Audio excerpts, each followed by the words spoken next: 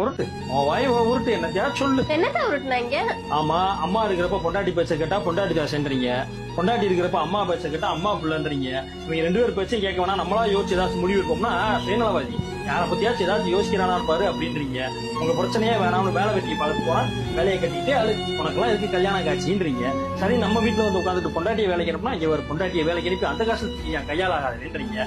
சரி, பொண்டாட்டியை வேலைக்கு போகணும் வீட்டுல வச்சுக்கிட்டா இங்க பாரு அந்த பிள்ளை இஷ்டத்துக்கு இருக்க விடுறான்னா எப்படி குடும்பப்படுத்தினா பாரு குடும்பக்காரன் அப்படின்றீங்க. உங்க சங்காத்தமே வேணாம்னு குழந்தைய கொஞ்ச நாள் போனா கொஞ்சம் குழந்தையும் கெடுத்துருன்றீங்க.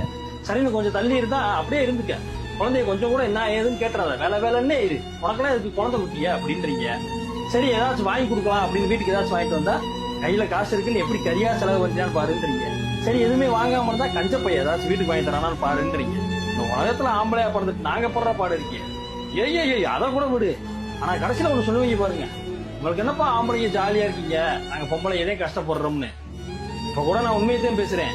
ஆனா கமெண்ட் செக்ஷன்ல வந்து என்ன சொல்லுவீங்க, மேய்ச்சி வாங்கி எப்படி ஆம்பளைங்களுக்கு சப்போர்ட் பண்ணி பேசுறேன் பாரு அப்படின்னு சொல்ல போறீங்க. சொல்லுங்க, என்னத்தையா சொல்லுங்க, நடத்துங்க.